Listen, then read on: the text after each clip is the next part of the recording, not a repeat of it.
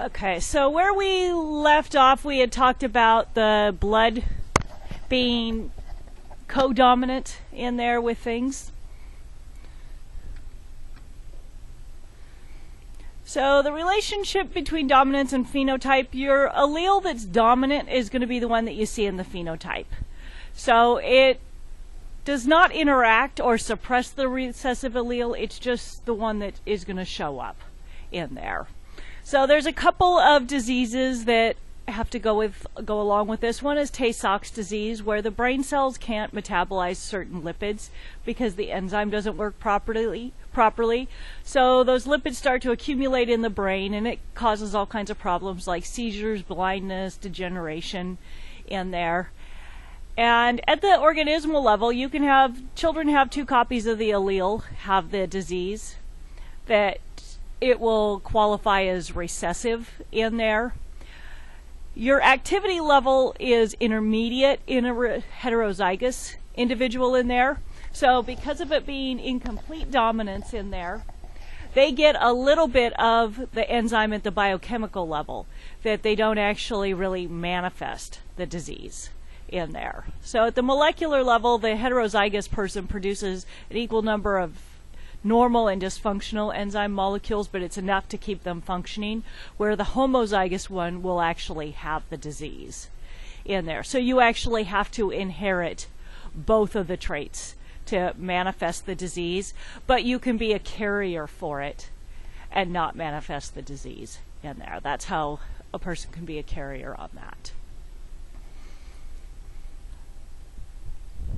So with the genetics of things, some are relatively simple like that, but other things are going to involve multiple alleles in there, where the genes are going to exist in more than 2 allelic forms, and this actually is most things in there.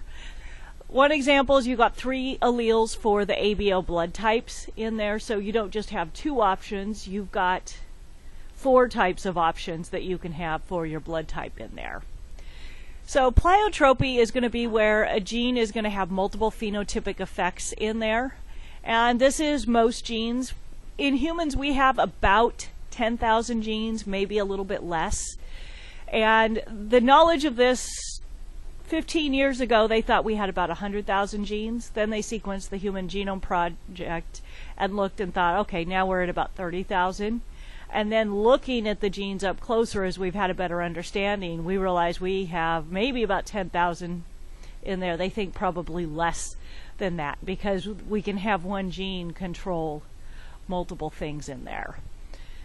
So multiple symptoms can be associated with certain hereditary diseases such as cystic fibrosis and sickle cell disease. So another thing we can have in here is epistasis, where you can have the phenotypic expression of a gene at one locus alter the expression of a gene at a second locus. And we see this with lab dogs in there. So most people have probably seen labs. They come in black, brown, and yellow labs in there. And you've got 2 different genes that are going to control their hair color. One that's going to control whether or not pigment is even deposited. And then you've got one that's going to be for brown or black pigment in there. So if you have the black coat is dominant to the brown coat in there, a chocolate lab has to have gotten 2 recessive genes in there, the small b's. If you get 1 big B and 1 small b, you're going to have a black coat. If you get 2 big B's, a black coat in there. The second gene determines whether or not the hair is deposited in there, and they call that one gene E in here. So if you have E, it's dominant and you're able to deposit pigment. If you have big E is deposits pigment, little e does not deposit pigment. So even if you have the genes for a black coat in there, if you have genes that say you don't deposit pigment, you're going to be a yellow dog. Does that make sense? So you have a gene that's going to carry what color coat you have, but the other gene that's going to determine are you going to deposit the pigment in your coat is going to override that in there. So if you're black or brown, you automatically have one of the genes that says you deposit pigment. This one, it doesn't matter what color genes you got, you have a gene that says you don't deposit pigment in there.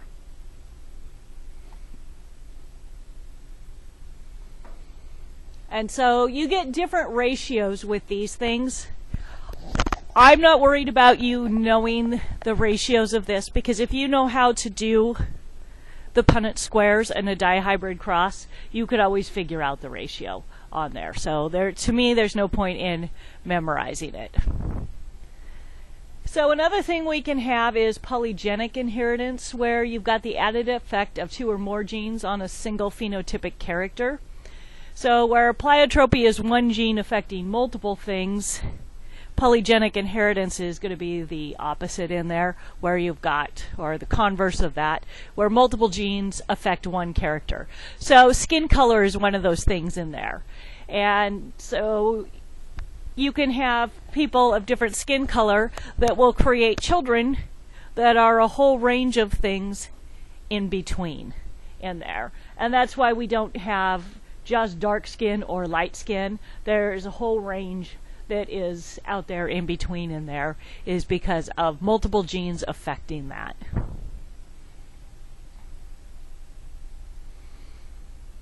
So some of the things are considered more quantitative characters, like skin color or height, because there's going to be more of the gradations along the way. It's not just one or the other variable. You can be a whole range that is in between. So if you have a tall parent and a short parent, you can get a child that's tall, short, or in between in there.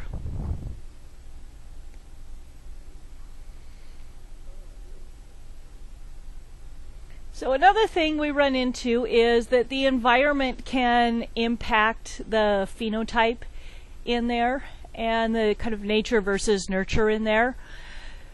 We know that just because you have a gene for something doesn't mean you are doomed to have whatever that gene says. There are things that can affect that. With the breast cancer gene, it means you're 20% more likely to have breast cancer than a woman who doesn't have the gene, but it isn't a guarantee you're going to get it. There's other environmental things that will come into play in there. So the norm of reaction is for a genotype that is not associated with a strictly defined phenotype with a range in there, you've got a norm of reaction is that range. And then a lot of characters in there are multifactorial, so both genetic and environmental factors are going to influence it along the way. So to integrate this with the Mendelian view, Mendelian genetics can predict which genes you're going to get, but the Mendelian genetics doesn't necessarily work real well for predicting the phenotype when there's multiple things affecting it. You can look and predict what are the possible phenotype ranges that you can have, but you can't predict the environmental factors in there. So since we look at things with the traits, and it's okay to say, well, I want to know what the genes are of this pea plant, so I'm going to mate it with this other one and see what happens. That's fine to do in a pea plant, not so fine to do in a human. With humans, we tend to look at a pedigree in there. Also, you would look at pedigrees with other animals that are slower in their reproductive time in there, that you don't want to necessarily create more of them. And it's a way of looking backwards in there. And this is done for genetic research. If they're going to decide whether or not to do genetic testing on you, they look at a pedigree along the way and then decide, okay, is it worthwhile doing the testing in there? So a pedigree is done for a particular trait. So the pedigree isn't going to look at multiple traits. You would have to do a separate pedigree for each trait that you look at in there. And when you create a pedigree in there, there's a key that is used. Males are squares, females are rounds. Colored in is affected. Empty boxes are not affected in there. When there is a mating, the line goes across like this. when you create offspring, the line comes down from the top. So you're going to have to create a pedigree in here. And one of the most common mistakes people make is they will kind of draw their, when they don't draw their mate like this, they draw their mate as their sibling and make children come from that. So please don't make me wonder about where you came from and what your family does when you draw your pedigree in there. It is just, it's a simple distinction. Mate, children on the top. So if you think about it, you know, your mate should be your equal. You should be dominant over your children. You set the rules for your children, I hope, in there like that, if that helps you to remember it in there. So this looks at it with the widow's peak trait here for these two females here. They are both females, aren't they? And so it's showing that, and then it goes back and it shows their parents here. This is going to be mom's siblings here. This is dad's siblings who have it. And then this is dad's parents and mom's parents. So it goes back to the grandparents in there. You can go back further with them, but it just is usually hard to acquire that information to go back more than to the grandparents' generation. If you have them alive enough to know, you can though. So does anybody have any questions on... You're going to be making some of these in the lab, so you'll get to practice them, and there's lots of practice problems for them on Canvas in there. So with recessive disorders in there, the heterozygous people for a recessive disorder typically are going to have a normal phenotype in there. They're going to look normal because one of the normal alleles produces enough of whatever protein in there that they're still able to be functional. And then the disorder only shows up in the homozygous individuals in there. So the carriers are the heterozygous ones that are carrying that other gene that can be passed on, but they don't manifest the disease. So one of the things we see is genetic disorders are not evenly distributed among all groups of people.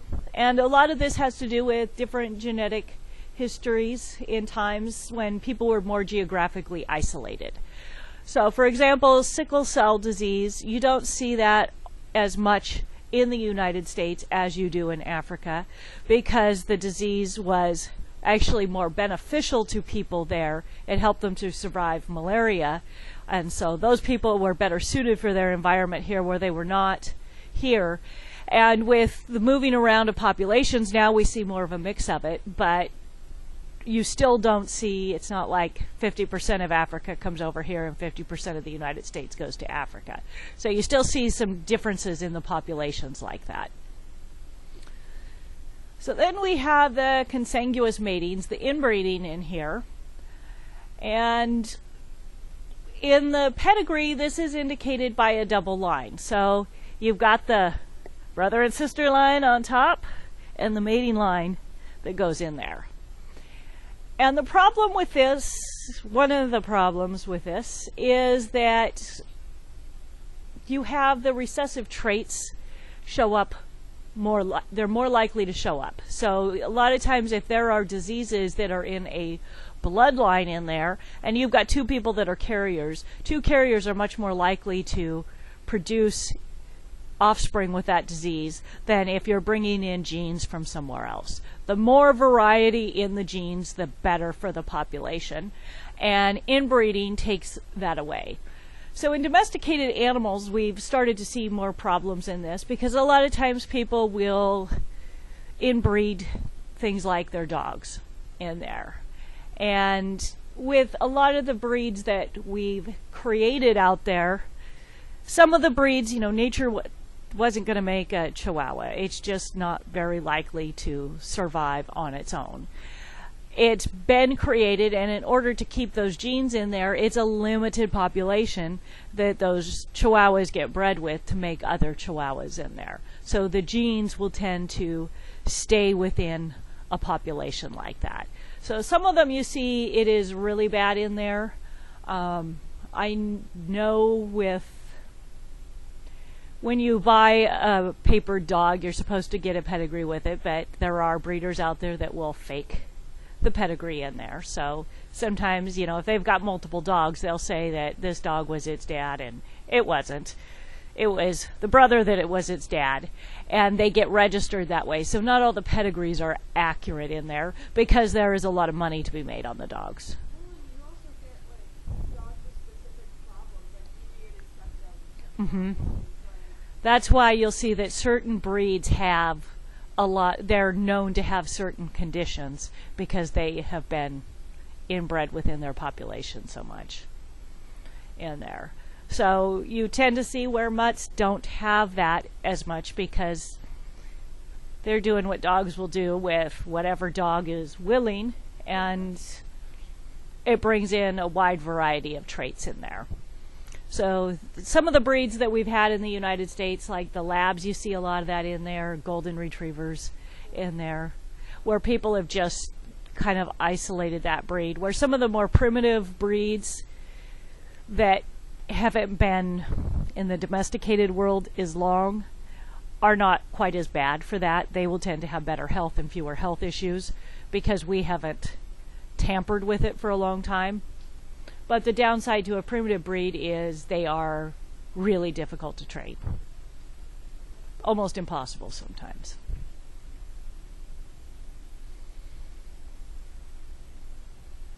So, and unfortunately with that, I mean, you always think, oh, that doesn't happen in humans, that only people in the deep south do that.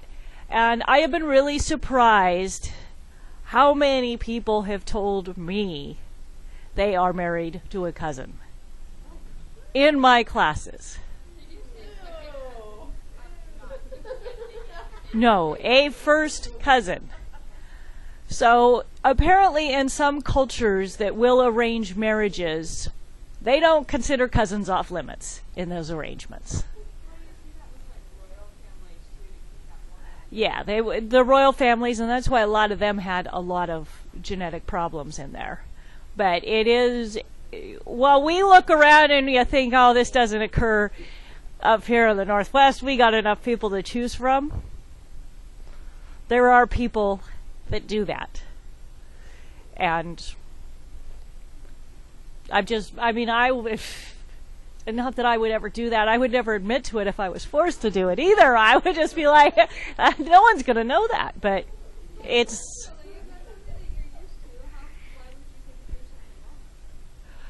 Oh, I know. Trust me, when they were telling me this, and I'm going, you can't let them know that you think that's creepy. But she's going, well, we'd like to have a lot of children, and I'm going, you do know that this is kind of a problem. Just explain the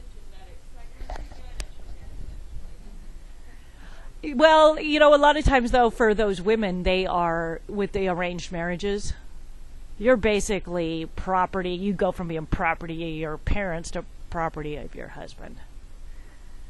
So I explained that, more chance of the genetic diseases, and I thought I'd probably just better shut my mouth here and not let opinions get into this and get myself in trouble.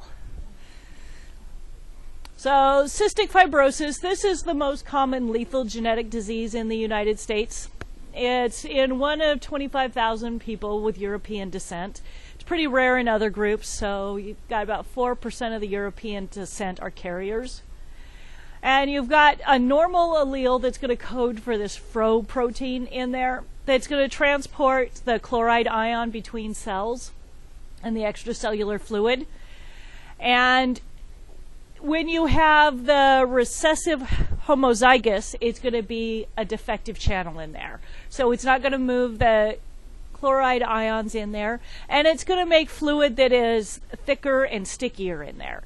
So people who have cystic fibrosis, the lungs is one of the big areas that it will affect, is it builds up this sticky mucus in there. Also in the gastrointestinal tract it can do that, the pancreas, other organs, any place that makes secretions, they'll tend to be thick and sticky because of the ion balance not allowing it to have a normal thickness to the liquid in there. So they'll tend to absorb nutrients poorly in there, chronic bronchitis, recurrent infections. And they figure about half of those with cystic fibrosis will survive into their 20s and 30s today. The lifespan has definitely gotten longer for them. I know somebody with cystic fibrosis that is 40 now and it's had to have a lung transplant in there, but still has cystic fibrosis that can affect other organs in there. A lot of times, though, with cystic fibrosis, if they're homozygous for it, they generally don't have children because the secretions that come out with their sperm are too thick. Sperm don't go well through jello. So, sickle cell disease. This is the most common inherited disorder with people of African descent in there. 1 in 400 African Americans have this. And you substitute a single amino acid in your hemoglobin. The homozygous individuals are going to have all red blood cells be abnormal in there. So they're sickle-shaped instead of round in there, which means they're not going to flow through the blood vessels the same way. And with the person who is heterozygous in there can actually have things start to show up, and they'll have what they call sickle cell trait. Usually it's not a problem when they're healthy, but when they're in a situation with reduced oxygen in there, it can start to cause things to show up with the sickle cell trait in there. So 1 in 10 African Americans have sickle cell trait in there. The heterozygous have a reduced frequency for malaria attacks, which is why it is so prevalent in there, that malaria kills a large number of people in Africa. So if you have this and you're less likely to be attacked by malaria, you're more likely to survive, because malaria kills a lot of people under the age of 5 in Africa. So dominantly inherited disorders in here. Achondroplasia, which is a form of dwarfism in there, 1 in 25,000 people. The heterozygous people, if you have one gene for being a dwarf, you're going to have the phenotype for it. So it is a dominant gene in there. So if you inherit the gene from one of your parents, you will be a dwarf. You could have 2 parents that are full size in there, and they cannot make a dwarf. If you have one parent who's a dwarf and one person who is full size, you've got a 50-50 chance. 2 dwarfs can't make big people in there with this type of gene in here.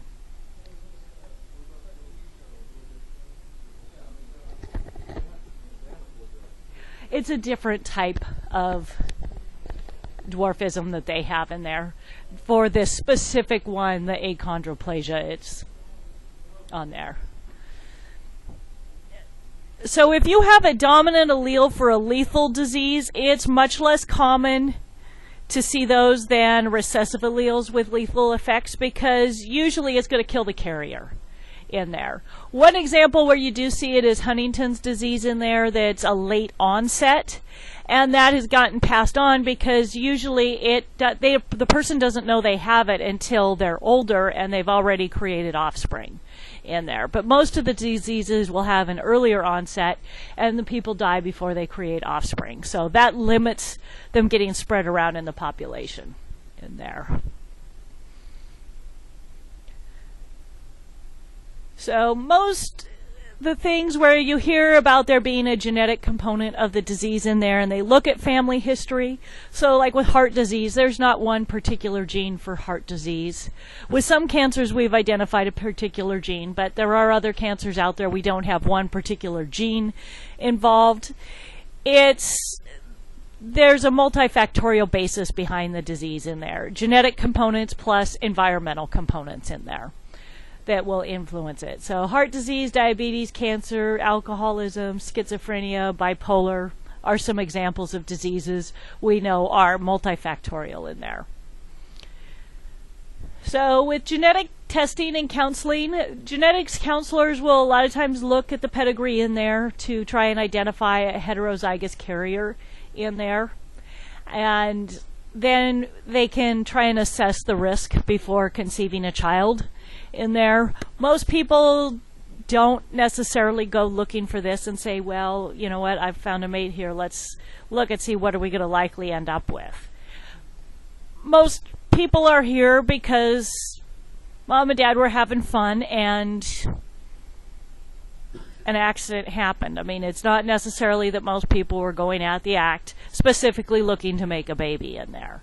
So the whole planning aspect of it in there, it's helpful if you know you have diseases in there, but most people are consumed without any thought being created like that in there.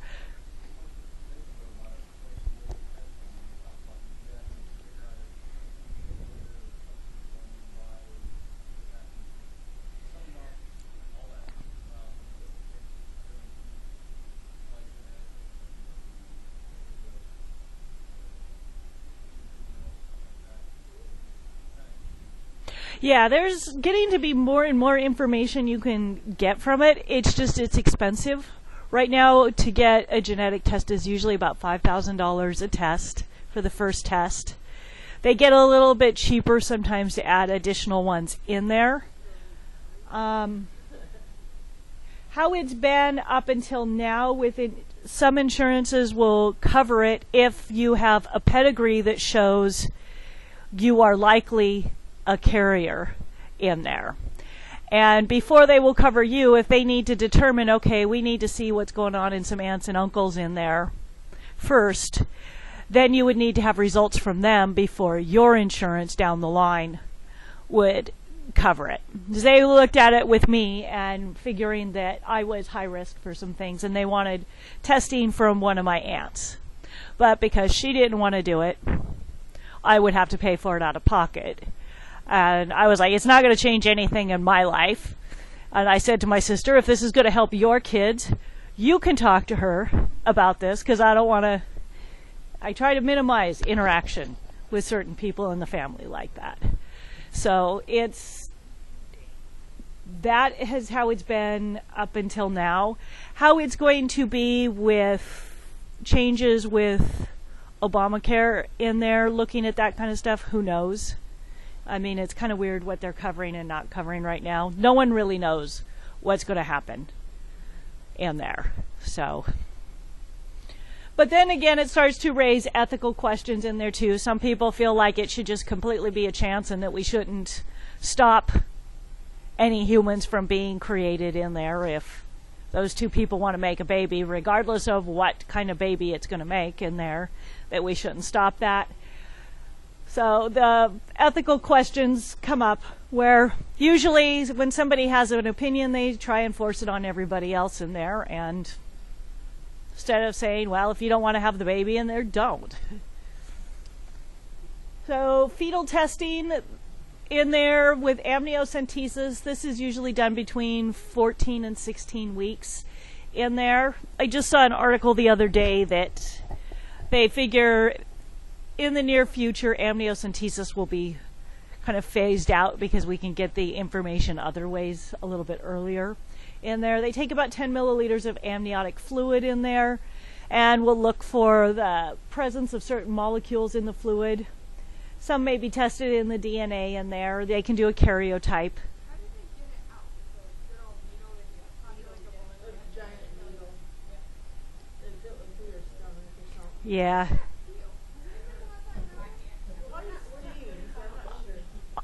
I can't imagine it feels good. Yeah. Some things are like really small, like people say that epidurals aren't painful because of where you're at in labor, you know, But you're in pain then. When you're getting an amnio done, you're not in pain walking in there.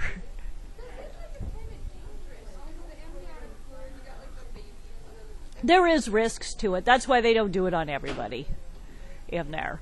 Usually, if you are over 30, they're more likely to consider it. If you're over 35, they're probably going to really try and talk you into it. If you're over 40, they're really going to push you into it in there. So another thing they do, the chorionic villi sampling in there. So a tube is inserted through the cervix and suctions out a sample of the placenta. So again, that's not necessarily going to feel good in there. Just because there is a hole at the end of the cervix doesn't mean it's a gaping hole that is open. It doesn't really like to be poked and prodded at. So you're sticking in a tube that really doesn't, that the hole doesn't want in there. But it can get out some of the placental cells in there and then be able to do karyotype and genetic testing in there. Ultrasound is non-invasive. You can look for anatomical abnormalities in there. You know, you see 3 legs. You probably have a decision to make in there. Fetoscopy, where they'll put in the fiber optic viewing inserted into the uterus in there. Again, not going to be a fun process to have done in there. With blood tests, they can now isolate some of the fetal cells and the fetal DNA that have escaped into the mother's blood. There's not a lot of cells that make it out of there, but there is enough that it can be cultured and tested. It's not widely done right now by a long shot in there. And when you're doing DNA tests, you're going to be looking at more expense in there. Newborn screening in there, some simple chemical tests. PKU is one of the things they will test for, where they don't process phenylalanine. If they don't process phenylalanine, you build up toxic byproducts that damages the brain. So when you know that that is the case, you can treat it with a special diet and the person can live a much more normal life aside from food restrictions in there. Where if they're eating whatever they are fed randomly in there with PKU, it will cause severe brain damage that will occur. So that is chapter 14.